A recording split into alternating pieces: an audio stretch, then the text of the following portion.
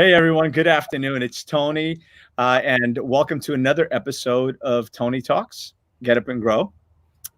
And today is Marketing Mondays with my good buddy Scott Martin, who is a marketing genius as far as I'm concerned. We're having conversations about marketing and innovating in a different way and getting momentum in a way that not everybody's talking about.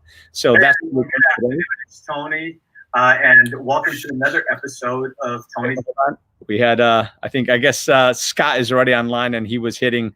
He hit something. So we're having conversations with inspirational businessmen, leaders, influencers, change makers, and people that aren't just doing well in life, but are doing good in the world and giving back. Again, this show is about contribution and sharing knowledge with all of you. And again, remember that this is an interactive conversation. So if you have any questions, by all means, ask them live. You can go right on to our Facebook page or on YouTube and ask the questions live, and we'll address as many as possible along with your comments. So without further ado, let me bring in Mr. Scott Martin, who's in the green room. Here we go. Let's see. Scott, what's up, brother? I was sorry about that. I was actually going and I was trying to create more momentum for the show. So I was like sharing, and I didn't have mute on Facebook because Facebook doesn't have an auto mute. It always goes to volume. It's one of my biggest pet peeves, by the way. So that's why you heard the inappropriate sound. Sorry about that. No worries. So I just shared it to a whole bunch of networks right now. Beautiful. Well, listen, I'm happy that you're doing that, because again, what we're talking about here and every day, but really today about with Marketing Monday is so pivotal on what we need to do, because I've been saying that necessity breeds innovation, right? Or innovation is bred by necessity. And we're in that market right now. We're in the market that we need to innovate, and we need to create momentum and keep that momentum going. And, right now it's an opportunity that so many people have that maybe they didn't have before. An opportunity to contribute at a deeper level, at a higher level, and be recognized as a leader in your industry for doing just that. So welcome, Scott. I'm going to stop. I'm going to give you the stage now for a minute. So momentum is the topic, right? So we decided that just for the show. And the truth is that nobody has momentum right now, right? Like everybody is right now going, if you're to say, let's create momentum, you're like, I'm not even moving. Or if you are, you don't know if you're moving in the right direction, correct? I would say it's probably a fair assessment. Most people are trying to even pulling back momentum, whether they wanted to do it themselves or it's just because of circumstances. Momentum doesn't exist. So, one of the interesting things that you can do is you can create momentum in marketing in a variety of different ways. That's not maybe something you typically think of. For example, so now's a great time to be building. I call it the build phase, right? We talked before when very first episode, it was build, give, grow, transform, right? And the build phase is when you're really trying to set up and establish things that you can make systems and things that you can, when you are ready to roll, you can roll even faster. Now's a great time to be investing in that. So when you think about momentum, what can you do right now, knowing full well, if you're going to go forward and move quickly, what are the things that you can do? And so we had this last conversation, we were talking about like ads, like how I just completely, think ads for the most part are a waste of money, even though right now, arguably, with all the cheaper rates right now with social media and so forth, never before has there been more people online. The rates are actually down because there's less demand. So it's actually pretty good. If you're going to buy ads, now's not a bad time. So I kind of thought, well, there's someone's going to go, well, I just don't believe that you never do ads. I think ads actually can create momentum, or you can put it at the right point at the right time and add momentum to what you're doing. So I put together like a little initial sort of presentation, but I'll talk a little more about it before I go into it, to kind of help people visualize different ways. And it's really not just about advertising, it's about how do you get and start momentum. So, Tony, that's what I think we want to maybe help people with, is going, so probably on a standstill. It's like, what can they do to build to get momentum? So maybe right now they're not getting it. Right. Well, yeah. And again, what I love about it is, it's the marketing to get them fired up and then keep them moving with the momentum, right? Very good point. So like probably the first thing is, if you're going to do something like in marketing and if you're uninspired, you're not going to fucking get any momentum. Let's be honest. Like, you're not going to actually do the work required, or even just sort of move on. If you're going for reluctant compliance, what I call it, for your branding, your marketing, or your efforts, go, oh man, we got to get customers back. If you have that mindset, you're already never going to get momentum. So what you want to do before you do this, and this is right now when I'm working with clients or I'm seeing a lot of people do, which is they're doing a lot of reflecting.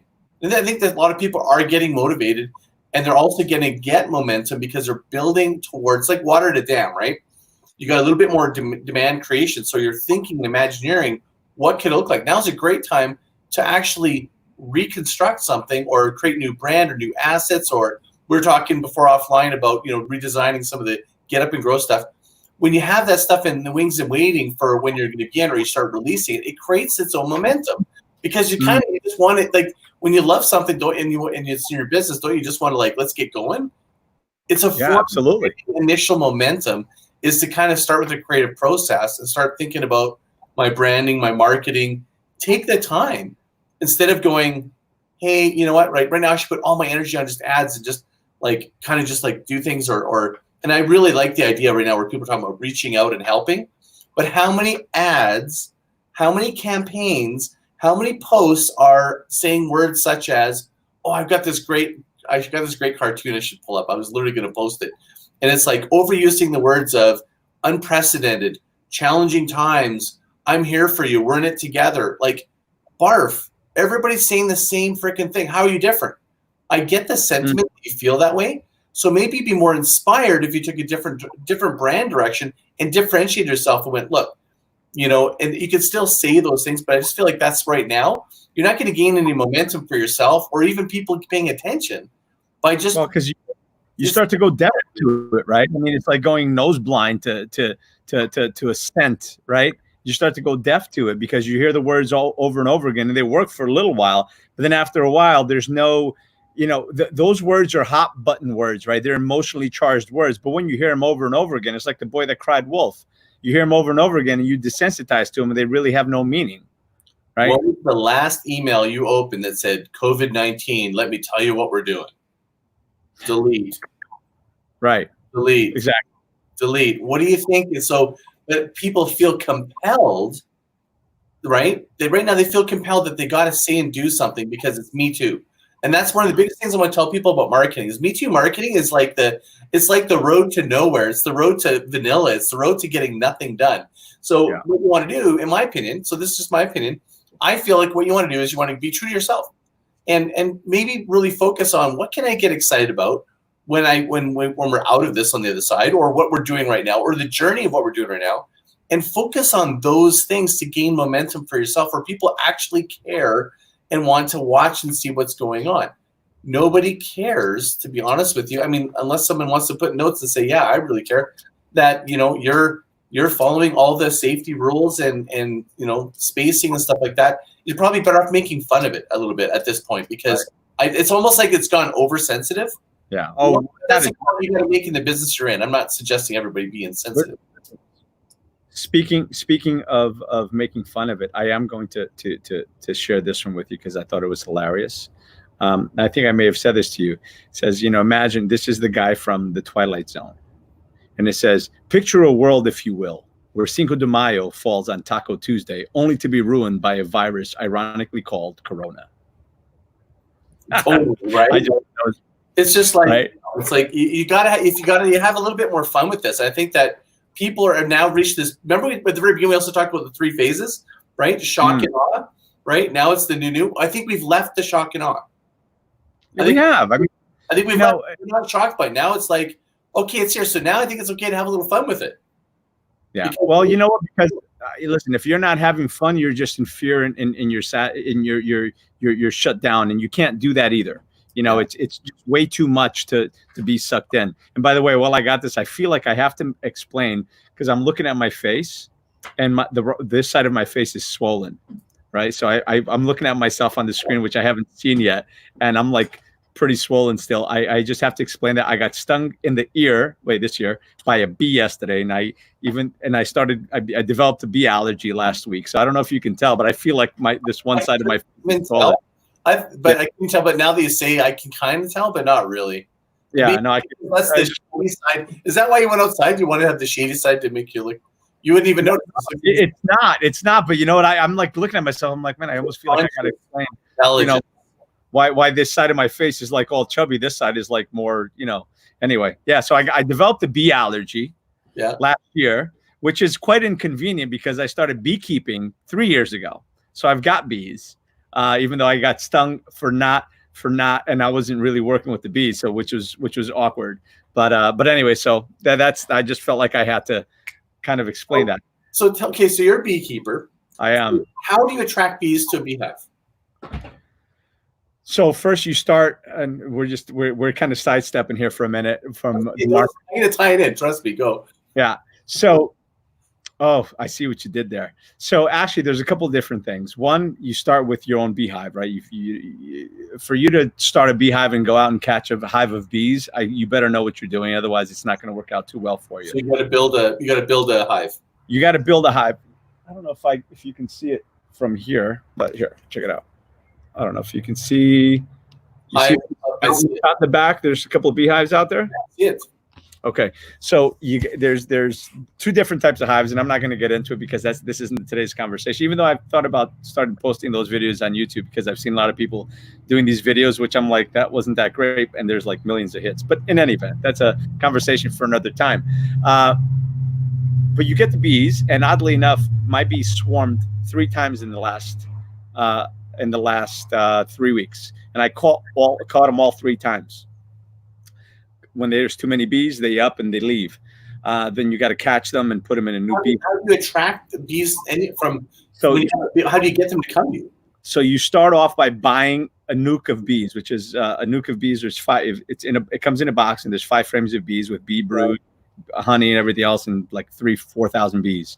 And you buy the package, you put them in your beehive, and then they build it out, and they become a huge colony. They go from 5,000 bees approximately to about 30 to 40,000 in most hives have.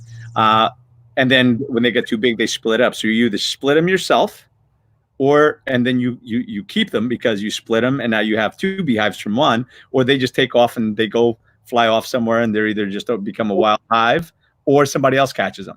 So so they're attracted because of what? The honey? Okay, no. Hive or the bees? So the way to attract bees is actually use lemongrass oil, or there's something called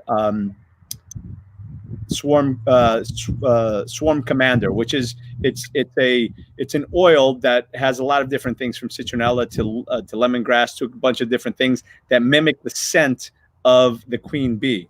So you put that in, and if there's already a beehive thinking of swarming, they send out scouts. Fascinating conversation, maybe for another day. They send out scout bees to find a place. Hey, this is where we're going to move half of our contingent to. And if you put out traps, or you put out other beehives with no bees in it, and you use that lemongrass oil, or you use an attractant, right? You advertise. Mm-hmm. You do a little marketing. Proper placement is key. Right place at the right time with the right product. Yeah. Right. Proper placement on a tree line facing the sun, where it gets plenty of sun, but not too much sun. And you put a couple of drops of the attractant, nice marketings for the scent. You make, and this attractant would be, again, mimicking what the queen pheromone, what she puts out. And then you attract other bees to that. And then they come and they bring the queen, and they start a new hive. So that's how you attract bees. So it's like the laws of nature totally apply to marketing. It's like it's right. It's like do you have hummingbirds? Do you ever try to get hummingbirds to your property? I get them. I get them. Yeah, there's over 2 or 3 hummingbirds that are flying around here, regardless butterflies. It's a really kind of a cool area. Hummingbirds, bees, animals, like you have to bring something of value, right? Like for hummingbirds, you put something, even if it's like not natural, you put syrup out there, they're going to come because they're attracted to it. Bees, because you put the scent there. There's like basically you build something, but then it's not enough to build. You have to bring something of value, which is give. You need to give value to get the momentum going, right? That is my point, is do something you're excited about and then give away or give value so you can attract people. And then really, what you're doing is you're growing your beehive because you're gaining momentum. You've got all these different individuals. So right. We'll show you a chart of like, what? And what did you give them? You gave them a beehive. Because what you put out is you put out a bee box, where if you don't go and collect the box, it's still a beehive that they can live in and do their thing, right? So you give them the beehive shelter, you give them comb to build on, and you give them the attractant. So you give them a home. You basically invite, delighted, and rewarded them. So you create a loyalty, so they grew. It's like I can slice this any which way as possible. The more I really become comfortable with marketing and just being okay with like we just talked about this in the fly, just so everybody knows. We didn't even talk about You this. didn't even know I had bees. I had no idea I'd be but to me, the laws of nature have unbelievable parallels with marketing. It's like the laws of the universe, all of it. It's just, to me, it doesn't change. I'm surprised more people haven't actually, like other past marketers, haven't really applied this whole, like some of these laws of nature and universe and different things to marketing, because it's a pattern I'm seeing that you can apply, not always perfectly, but for the most part, yes, I totally think you can. Depends on the circumstances. So, okay. So do you want me to share my screen? I was going to. Yeah, let's share it, and I'll pop it up. Okay, so everybody, I was talking, if you missed the last session, I was kind of given a hard time about, like, basically advertising is bunk. It's not. I mean, you got to have a time and a place for it. So let me know if you can see my screen. Yep, it's up. It's up, and I'm just going to go to full screen so I won't be able to see you if I do this. We good there? Yep. You know what? Actually, I can put the whole screen. Did you want to be on it as well, or just play it that way? Or I can do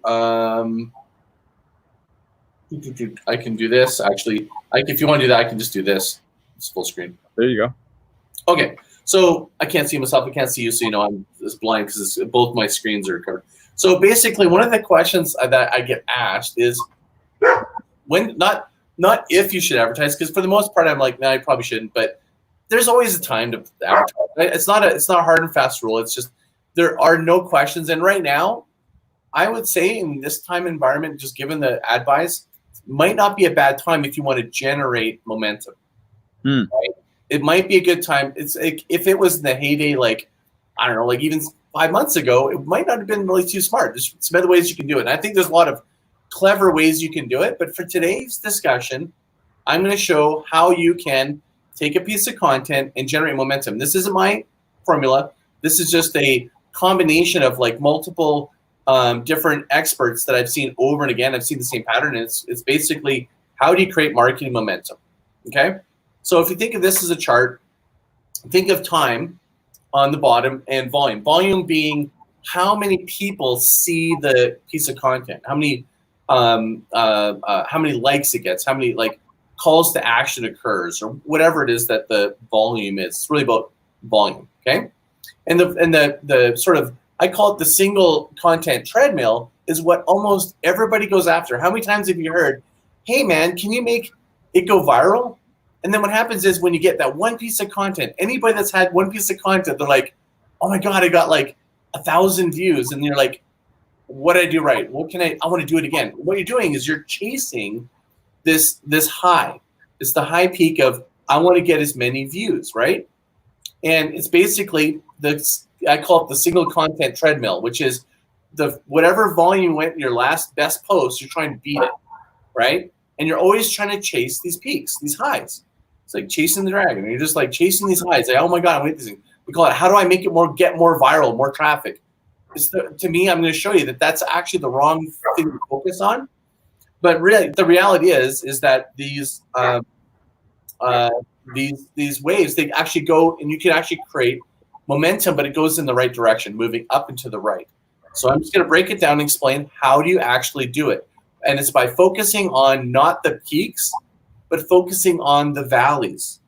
And it sounds really counterintuitive, but let me show you. Okay. So step one, okay. So step one is think of a piece of content and that you have, and I'm just going to say it's a piece of content that I have my friends, my family, I have an email list. And I send that piece of content and I first just send it to them. Okay. That's called my tribe. I'm going to call that group my tribe. You send it out and it grows. You get a bunch of people looking at it, and then it goes, then over a little bit of time, it plateaus, and then it goes down. That's like the natural cycle of any piece of content goes through this natural cycle of grow, plateau, and then slow. That right there is a slow, believe it or not. Everybody, that if you're thinking about, if you're in the mindset of I'm going after the peaks, the half-life to you is at the top of the peak. But really, the half-life is at the bottom of the peak. And I'll explain why. So the next stage, if you follow up this, you want to. So the whole idea of getting marketing momentum is many people just go out and they just sort of like, it's like they're just putting all their energy and they just run out of the gate, right? But if you do it sort of methodically, what you can do is you can create momentum and it's going to come to a really cool end. So the next is you would then after you've done out to your personal group, you would then send it out as a separate group to social media, right? Then you basically, we call this little sequence there, 1-to-1. You start with 1-to-1, then you're going 1 to few, right? And you're going to get another little bump. And it's going to go down. But you're going to see what's happening is it's actually you're gaining, your piece of content is gaining momentum. The next stage is, believe it or not, you'll hear from me because I don't do this very often, is probably where you want to do paid. And the reason you'd want to do paid after you've done these two is it gets you from few people that you know, the people that subscribe to you, to new people that have never seen that piece of content. And so instead of it being about an ad, you can see here, it's not really about an ad, it's about boosting a piece of content. The reason being is you go to this thing, if you don't feel that you're moving in the right direction, you don't boost it. Because it probably doesn't, if it doesn't have enough traction on the 1-to-1 or 1 to few, it probably doesn't deserve to get paid. So what you want to do is you want to use these experiments to go, which piece of content are people gravitating to? So like, for example, in this little section here, I'll describe, is like if you're a continental traveler or something like that, they might have the 10 rules of or the 10 best places to stay. And then what they'll do is they'll then try and put it out on social media and they'll go, here's the article of 10 places to stay. And then they'll do another one for going, here's a poll, which one's your top 4. So what they'll do is they'll really work their magic in figuring out, they'll either double up and get more content, or they'll figure out which piece of content with that core content is ready to get paid. And that's actually what a lot of the bigger networks do, because they want to maximize the amount of money they spend to get the most amount of result. Because what they want to do is they want to go to the next stage. What they do there is once you've got enough traction, you then have social proof. So then you can actually go, and this is where newsjacking, or you want to put a PR earned media, is you want to put it out there and try to get, you want to get your article or something picked up. This is where you try to use PR efforts. It basically gets you from new to newsworthy, right? And that's where this whole market momentum, this is like a ideal wave of moving at the troughs and really thinking about moving your marketing along in a very different way. And so I just put this together before it says like, I want to kind of qualify that you can spend money on marketing, on advertising. It's just like, this is just one of many different ways to be really specific about it and intentional about it, and really making sure that you get the most bang for your buck. And you're kind of going through what you would look at this process as more of a different way of thinking, which is think of yourself as like almost like you're always in the lab. You're testing stuff. And what you want to do is you don't want to pay by throwing just an idea out there to see if it flies, because you're basically spending your money. But if you know something already has traction, this piece of content already has likes and follows, it also means it can bring down the cost of the advertising, because it's to the social network, it's like, oh, this content is really valuable, right?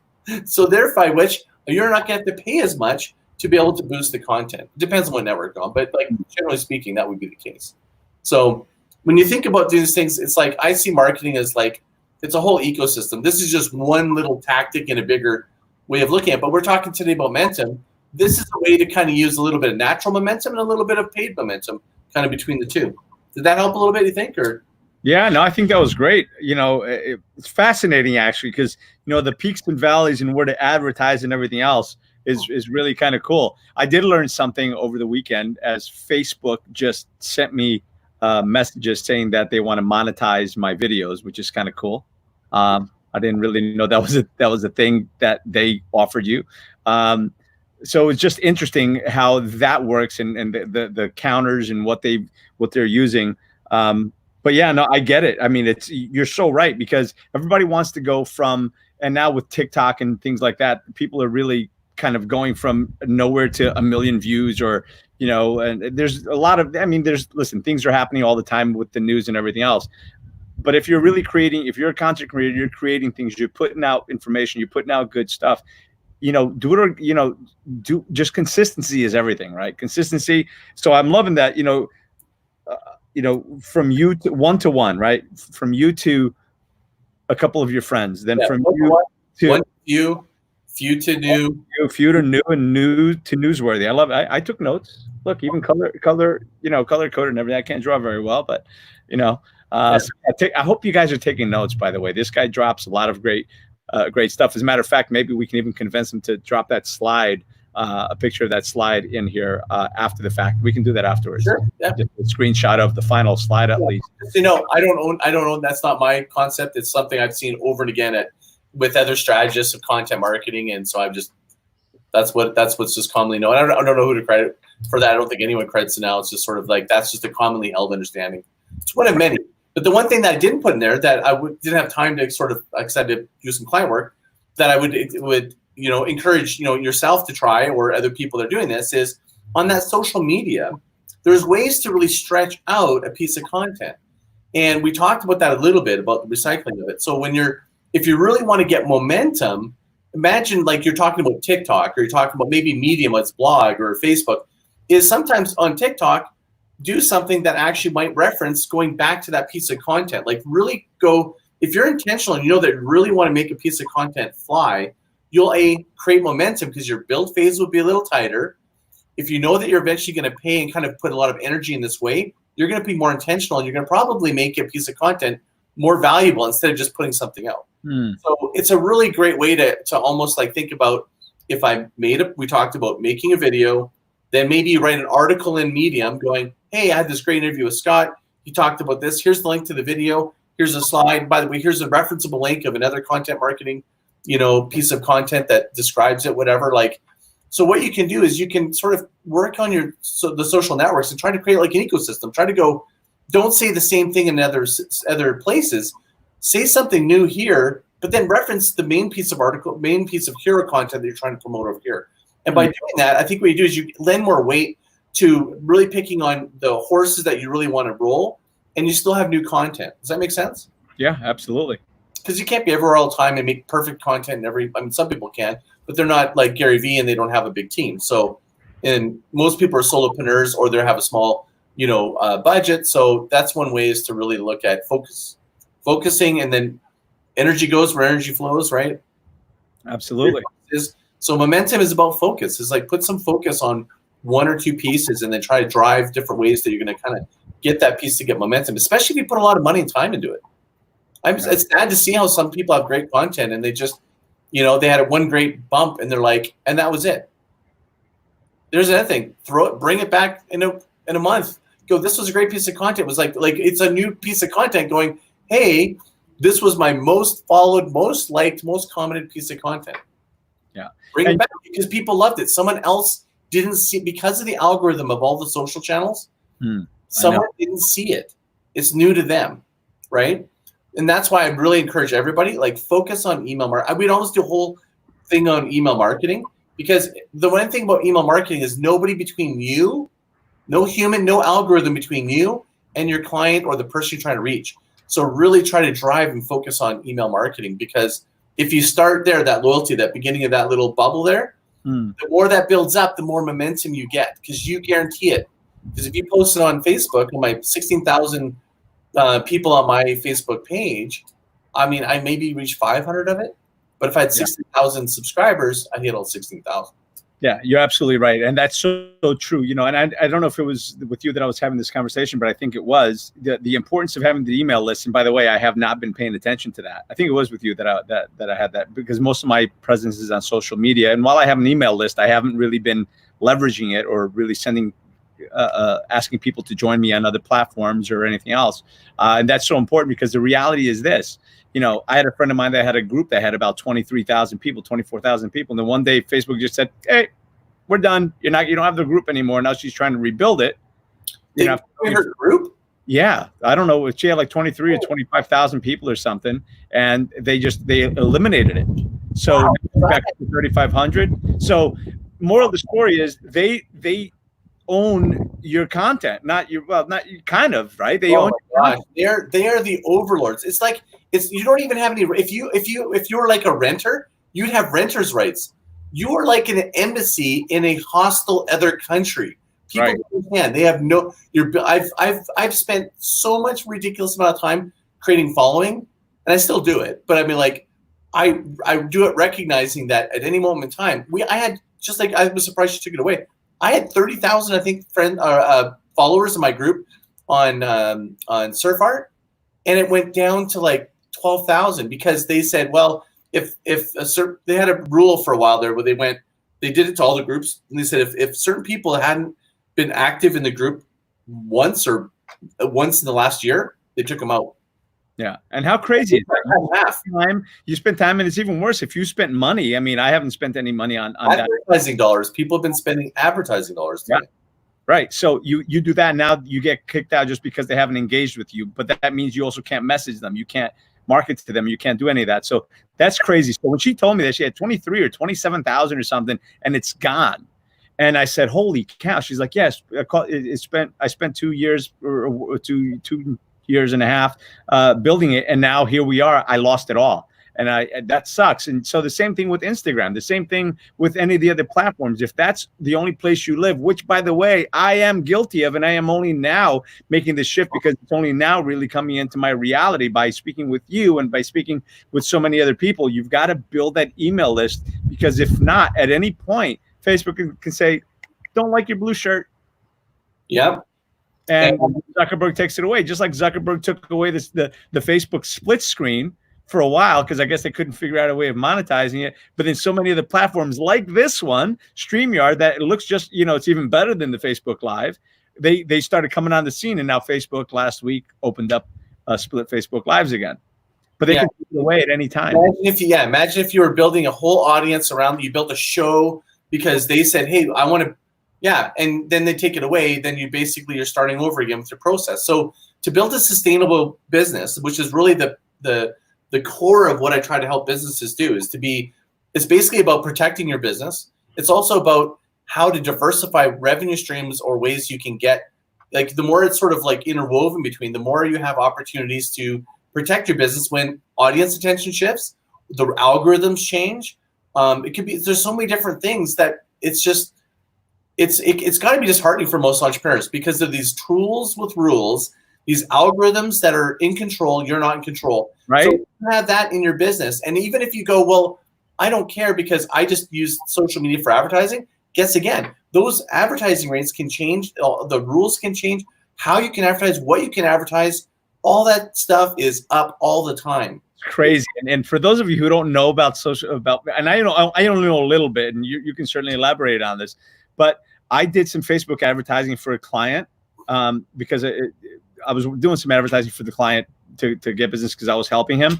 And the more views you got, the more engagement you got, the higher the pay-per-click went, or the click rate went. So if you're not careful, it's crazy. It should go down. It doesn't.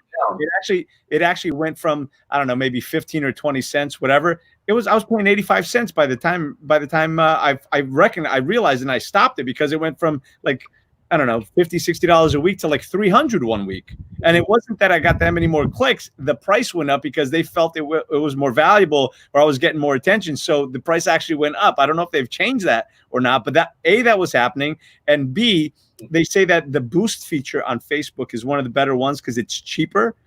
But here's the thing, you can only boost with so many, and they'll only allow you to add like 50 new people to your group or 50 new people to your page if all you're doing is boosting, because they want you to go spend the Facebook advertising dollars, because the boost for $10, you can get to like 1,200 people or 1,500 people. Oddly enough, you have more than I have 5,000. I keep having to readjust my friend list, right? Because I keep hitting 5,000, and I have 2,000 on this group and 3,000 on that one, but I know I probably only show up to a fraction of them on all the groups, right? Because they want you to have to pay for the advertising. Yeah, so going back to the beehive, you need to create something of extreme value that people are compelled to be able to have that come into their inbox. I mean, everybody just gets so many emails, and you get so many junk emails that it's just like it's really you have to really do things that are so beyond what you're used to. And people are going, yeah, but you got to do this. I'm like, welcome to the fucking new world, man. You got to like roll up your sleeves. You got to do way more work. You got to bring extreme value. That's the way it is. And the game's going to get harder. With COVID, the game just got harder, because it used to be I could give away an ebook and get uplift or stuff. Now there's like, I just saw the master podcast thing that Entrepreneur Magazine had, was a $2,000 course. They're selling it for $49 now. I'm like, holy crap. And that's just like, I've seen this over and like unbelievable paid gated content now has just gone down. Like they just went down. Yeah. Like, well, there's a lot more people offering it, right? Hell, is it Harvard is offering free online? Their most popular class, they're offering it free online on happiness, and this university is offering a free class here and a free class there. And by the way, that goes to the point that I said in the very beginning. This is where you can stand out as a business owner, as an entrepreneur, stand out as a leader. Is what can you offer that is a ridiculously great deal that people will appreciate, and when the market goes back to where it was and the pricing goes back up, they'll say, no, you know what? Those guys, man, I absolutely recommend them. When times were tough and nobody was working, they were giving out free classes. They were giving out, $2,000 programs for $100, right? That's when you show up as a leader and start to market yourself as well. I think people are somewhat distrustful too when you're a little bit too like holding it close. Do you know what I mean? Like, I think if you just go like, if this is what you're willing to do for free, what the hell is it like behind when I actually employ you, right? You know what I mean? So. And I think you got to be smart. You got to have, like, there's a point also where you got to be, some people just, they don't have a path to monetizing. I think you need to be mindful of your time.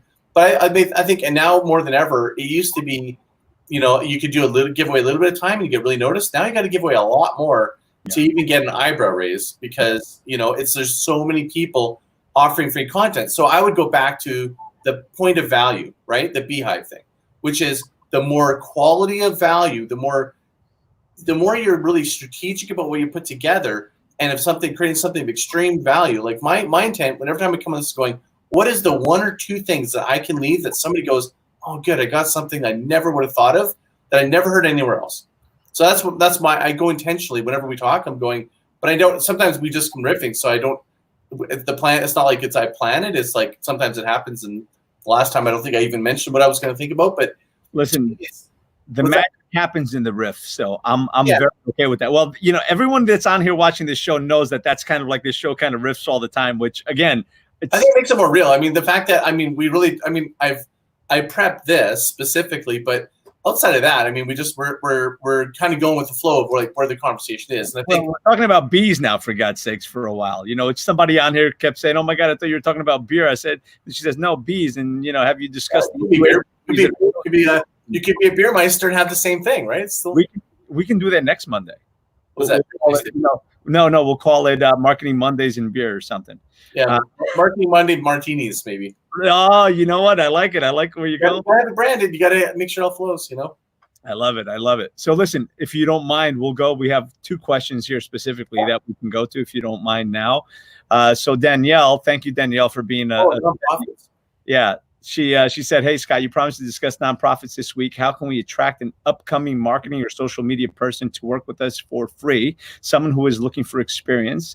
The cause is helping teenage girls in underdeveloped country to raise their self-esteem and confidence, and thereby improving their lives." Okay.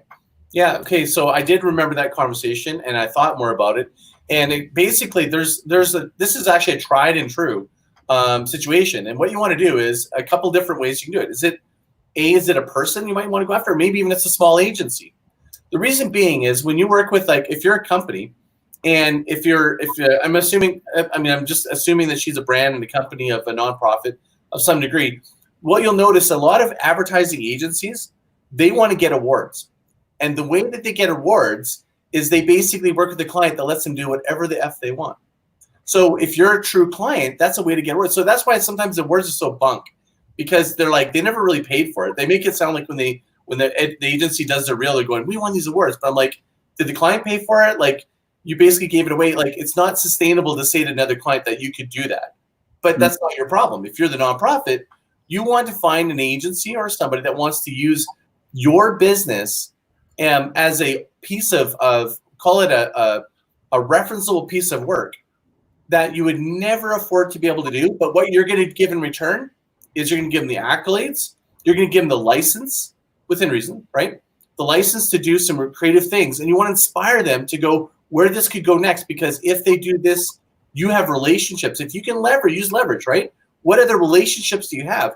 And if they're able to do this, like, you think big and get them involved in what's possible from their point of view.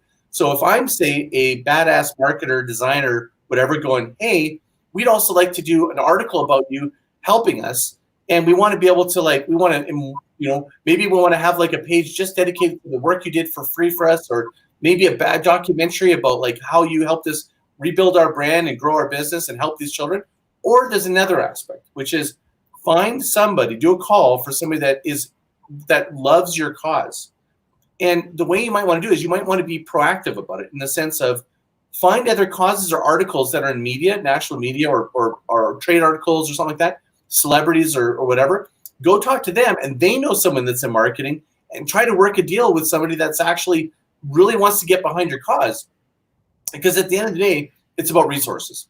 So if you want to inspire somebody that's going, I'm willing to give my resources to this cause because I believe in it, or because I have, because by me doing it, it's going to create a great outcome for me, or I'm going to create some visibility or something of that nature that's going to help me further my career. So one of the last ways is do something freaking innovative. Don't try to focus on, can someone help me? Maybe go on, think of something super innovative, going, who wants to do something so innovative in this particular space? And it's about innovation. And that actually gives you the result you want, but someone's looking for a guinea pig to do some sort of great innovation, for example. Does that help? I think that's, listen, I'm answering, but I think that's great. One of the things that I'd probably recommend as well is go to a larger nonprofit that's already doing something in the realm of what you're doing, not specifically to that specific thing, and maybe they can give you some resources or give you some backup and support. I'm thinking, just as a possibility, right? Next question comes to us from Vinu. She says, I don't know how to attract them. Hashtags not working. Hook is not working. Free webinar is not working. What works? And if I can just, before you jump in on that, I'll just say that it has so much to do with consistency and just being out there and becoming the expert in whatever it is that you do. Be out on social media. Be out, do those 2-3 minute tips. Hey, listen, this is happening today. Here's what you can do. 2, 3, 4, 5 minute videos, and just do that. Give that content away, because somebody at some point is going to say, hey, listen, I'd like to hire you because it's great that you have this content scattered all throughout. Can you put it all together? I'd like to have that. So that's my answer. But if you can go. I guess, do you know what business this is and how long she's been doing it? Yes, she's a friend of mine. That's why I kind of answered that. She has this program called the In-Home Turnaround. She works with, and Vinu, please correct me or add in here what your description is. But she does in-home turnaround. She works with families that are having trouble with their kids and behavioral issues and that sort of thing. And how long has she been doing it? Vinu answer. I think 10 plus years. I don't know how exactly long. So I'm sure she'll answer on here. If she's been doing webinars and hashtagging for 10 years and it's not working. No. She's been doing this business for 10 years. I know that she's recently started doing within a year or two. I don't know, like I said, if Vinu's still on here or not. If you're, here, she's been answering. I'm doing every platform consistently, but not videos. URL. Can I look at it while we're chatting? That's it. Entrepreneurs to find balance in work, and working with families for over 25 years. So Vinu, you want to pop in your website or pop in something? I'll do a live audit and give you some feedback right away if you want. There you go, live audit. So while you're doing that, I'm going to just talk to you a little bit. So consistency, he's right on. Like, that's exactly right. And the other question I asked myself, how do you know? Sometimes stuff's working, you just don't know yet because you haven't got the evidence, meaning someone's called you. So what you want to do is, if you look at, I wish I had a diagram, but it's like, think of it like a funnel. You have basically awareness, consideration, comparison, commitment. And you might be just building awareness right now, but maybe it's not that people aren't aware or they want to move to the next level. They maybe maybe your marketing, it's not clear for them what they need to do next. I don't know, because I'm going blind, right? You got to look at the entire process. a lot of people focus on just the bottom of the funnel. What you might want to do is look at the different areas of the funnel first, because you got to get through one to get to the next. So, for example, it's got to be something of extreme value to pay attention to. So my first question would be, well, is it an awareness problem? Are people even considering it? Is it something that they understand the value proposition? Or is it something that they know and it's clear what their call to action would be next? So it's like, that's what I would do, is look really closely at those pieces and find out where people are sort of dropping off, right? Because it's like just saying, hey, I'm doing these things, it's not working. The other thing I would say before even looking at, what you're going to show me is you have to keep testing and trying stuff. Just because the industry or people say webinars, that's the thing to do, it might not be. The truth is that you constantly need to be finding your tribe. And what's a common problem, and I have no idea by diagnosing this blind again, but a very common problem. I'm actually messaging her to try to bring her on live so we can kind of do this thing live if you're with it. So the other thing is I would say is more one of the most common mistakes, though. It starts at the beginning, at the awareness, is that it's too wide. Meaning maybe you're trying to talk to every parent because you don't want to. I would advise you why don't you try a webinar just for moms, and then go even deeper, going single moms or moms, that are sporty moms or whatever it is, right? And then instead of just trying to talk about parents, because even that might be too broad.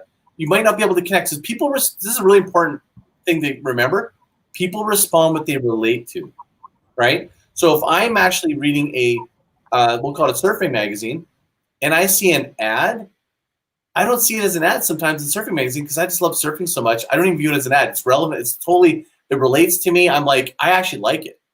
That's the funny thing. It's like the more relatable it is, the closer it is to something you're passionate about or something you connect to, the more likely you want to connect to it, the more you're going to respond to it, the more you're going to dive into it, right?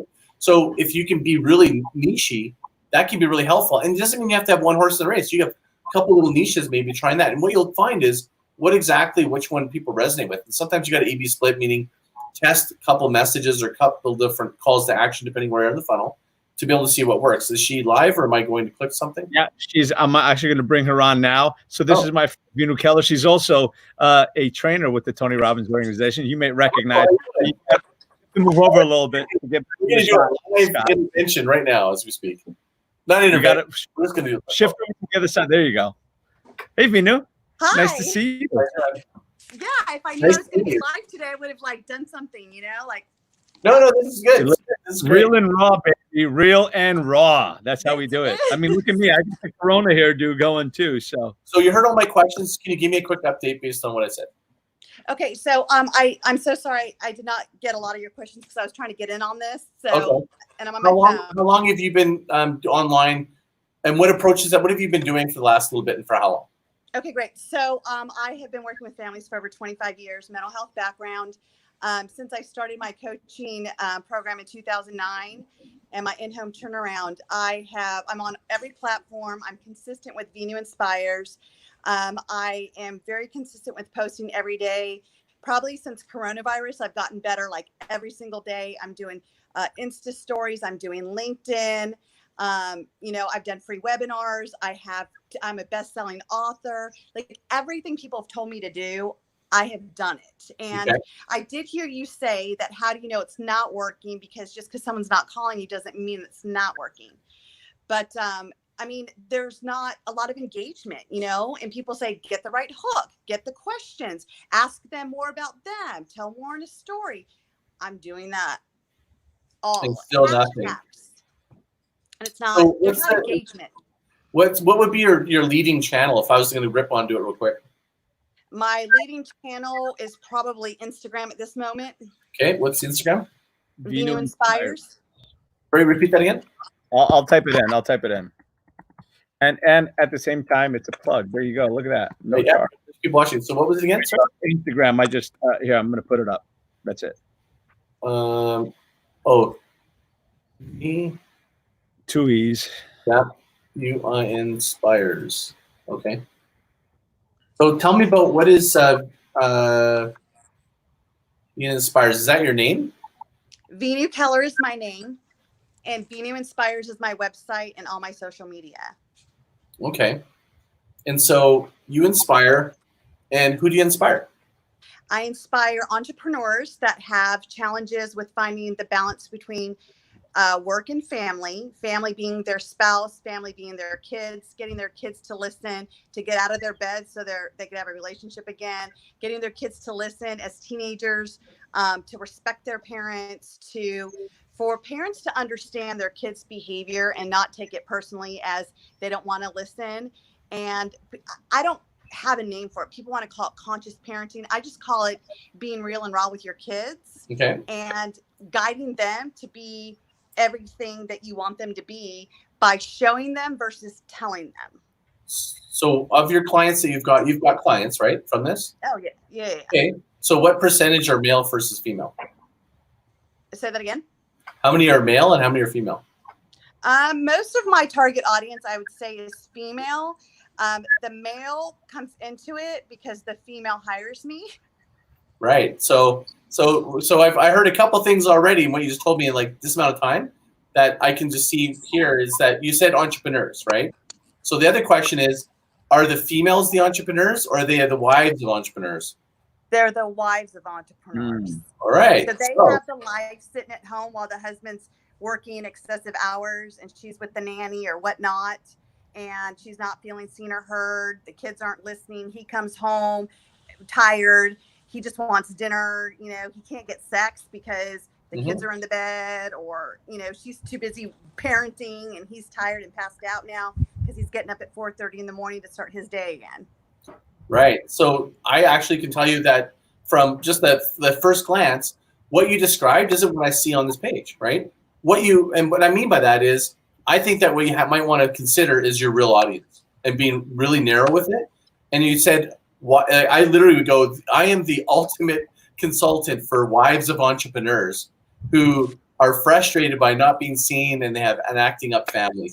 Focus on that audience and just be that intentional, because it feels to me when I look, I kind of guessed that, but when you describe that, I'm like, to me, that's being more specific will create content and a connection more specifically to that group, right? Because if you think about it, like they probably, like you create the polls, Silly Sunday, Flight Frozen, those are really interesting headlines. But if your headlines were, you're really speaking to them going, your husband is at work and you don't know how to pull this all together. Like if once you know that audience is there, you're going to start using words that are talking as if she's going, you're talking to me, no one else. There's no like ambiguity going, it could be me. It's part of, like, you're talking parents. You say parents, you're talking to two people, right? Talk to me. I think that like that's probably now, it used to be you could get away with doing broad and stuff, but I think that now there's riches or the niches. Like I think, and the fact that you already have an actual natural niche, meaning you're talking to females of husbands, I think you should try to really think about, you inspire, but who do you inspire? You inspire female, wives of entrepreneurs. Like right there, I think that just even that distinction and maybe going down that, like the kid whisperer, family consultant, those are things that are like nice. They're kind of like, I think you want to be able to describe what you do. But if you can speak more to that person and then what the benefit is, and it's called the value proposition. So what's their motivation? Their motivation for working with you equals perceived value minus the perceived cost. So their motivation is they want to be what? Their motivation is they want to be seen and heard. Okay. So the perceived value is that you have a process that gets them there. The perceived cost is they have to involve their husband probably. That's probably the value proposition. Am I right? Yes. Okay. Yes. So let's do it reverse. Means I can show you top 10 tips for how to get your husband to engage with the family in our course, right? Like you do the reverse of the value proposition. So just think of it as motivation equals perceived value minus perceived cost.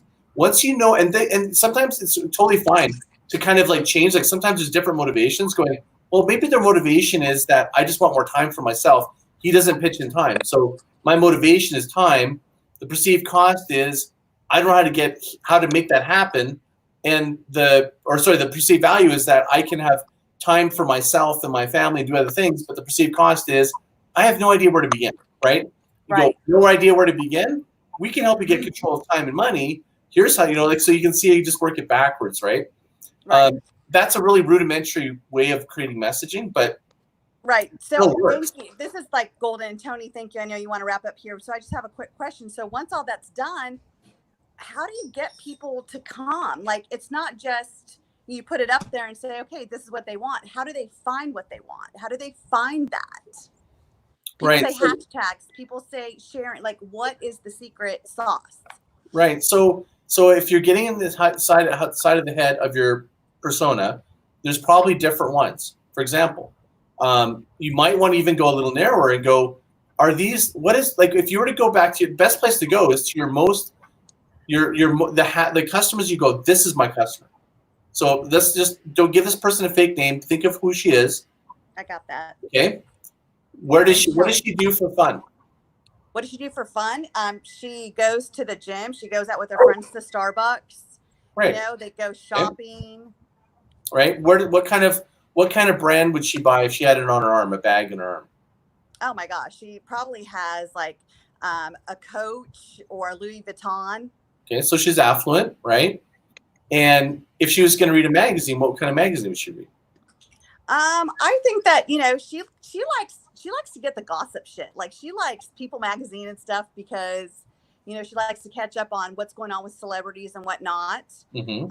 Her husband has Forbes and Success and all that in his house, but she has like some of the trashy, right. And then, and if there was an influencers on social media that you think that she's likely to follow, what would they be?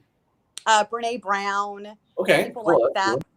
So they're conscious. They're not like totally like, obsessed with success, but they're successful, but they're really conscious. Like, they really want to make a difference. They want to have a better family life. Like, they really deeply care, it sounds like, right? Am I describing your ideal client? Yes. Awesome. So there's so many different ways that we can do it with content, with hashtagging, with targeting. But you can see that logic that you're thinking is you then break up and you go, like, there's a couple different personas that'll be different, but we'll focus on this one persona. I don't know how much time we got, Tony. We got a couple of minutes left. So, but listen, I think this is great, valuable content for everyone. So I hope everybody's getting things through this. And Lisa says something good. What problem do you solve for her? Which I guess, is getting more attention, getting more love and connection, and putting the family back together. But listen, this has been great because it's nuggets for everyone. So I'm glad that we were able to get Vinu on her and give her some personalized help. This, by the way, is why everybody should be watching this. Marketing Mondays. You have the opportunity to come on and speak to the one and only Scott Martin. Oh my God, that's amazing. Scott, do you mind if I contact you after sure. this? Okay. Yeah, we can do, if you want afterwards, we can do, you and I can jam. And then what we can do is we can do a follow-up and then we can talk about it on the show. Oh my God. Yeah, there you go. Listen, we are doing Marketing Mondays for the next couple of weeks. Yeah. So tell your friends, invite your friends, share this video. I have a bunch of friends I'm going to invite to this now because everybody's asking that question. Yeah. Well, and this is why we're doing Marketing Mondays. And I love you, Scott, for joining me here with this. And actually, it was your idea to do the Marketing Mondays. So I'm loving that. Okay, perfect. Yeah. Thank you so much, Scott. I'm going to contact you. Okay, I will. Sounds good. Awesome. Thanks, Vinu. Awesome. So that was great. I mean, it was actually perfect because you answered so many questions because she's right. So many people are saying the same thing. Listen, those are questions that I have, but me, I'm just putting out the content because I'm putting out the content because I feel like that's my calling, right? I feel like it's my social responsibility to share the things that I've learned along the way. What's helped me is I want to share with other people, which is why I bring such great people like you on to share as well. And that's what this whole show is about helping each other. So I just there though, there's no fixed answers with me, especially.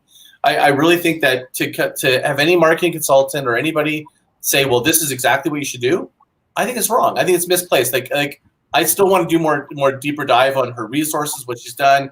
Like I'm doing this a little bit on the fly for the sake of this show, but when I meet with her, I'm going to ask a lot more. I want people to understand that you don't want to be quick to just prescribe things or have someone that's got a quick prescription because there might be some deeper underlying things that you want to sort of dig to. But I kind of knew a little bit where to go a little bit. But I think that when we talk and bring it up next time, I think she's going to be pretty pumped because I think she's going to really go, oh, it's like, because She's got a great product, a great idea, actually. I think it's a really needed thing. And right now it's probably even more in the rise, more than ever, right? It's probably a little niche for her listening. Their kids and their spouse and everything else. And so I think a niche would be that's relevant right now is how to deal with it in the same home. That little ad piece. The entrepreneur, like dealing with an entrepreneur, and he's like in the home, and you're co-living together. Like, how do you handle that? Like, that's actually very topical right now. So it's like also using a little bit of like topical or news jacking, as people have heard before. Insert it can also create a little bit of a momentum boost for you. Yeah.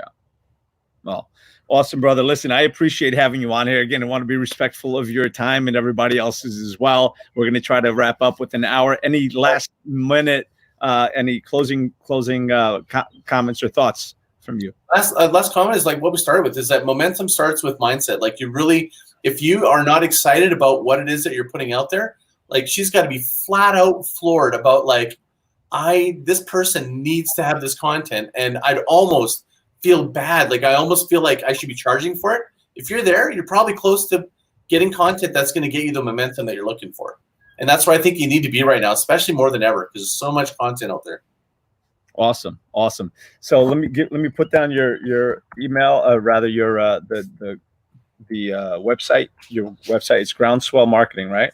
Growndswell Marketing, but I send people to my podcast. I got a bunch of new right. stuff here. Growndswell.fm. I just got a great new episode out called Be Human with Bruce Kasanoff, who's one of the most followed guys. He's like in the top, I think, 20 followed people on LinkedIn. He's incredible. And it was a great episode. And I think that might even speak to people that are looking at how to connect with other individuals online and targeting. Be human. Awesome. Listen, that it's so good, man. So much great content. So here, this is the podcast. Scott's podcast is groundswell.fm. Check him out. If you haven't checked him out yet, you don't know what you're missing. In the meantime, join us again next Monday. We're going to have him back again. Marketing Mondays going on for the next several Mondays, at least until Scott's like, all right, I've had enough.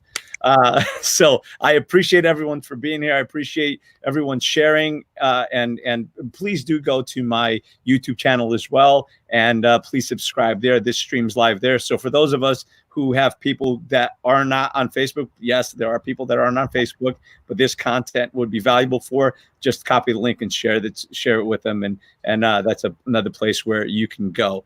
So let's see. Libby just says, thank you both. I needed to hear this, and I love that line. Momentum starts with mindset. It's all about mindset. 1,000% correct. So with that said, my friends, remember that life is not about how many times you fall. It's about getting up after every fall, right? And learning along the way. It's in falling that we learn. It's in getting up that we grow. And with every single fall that we take, every time we fall, we have an opportunity to get up and grow. Appreciate you, my friends. And we'll see you tomorrow. Ciao for now. Checker.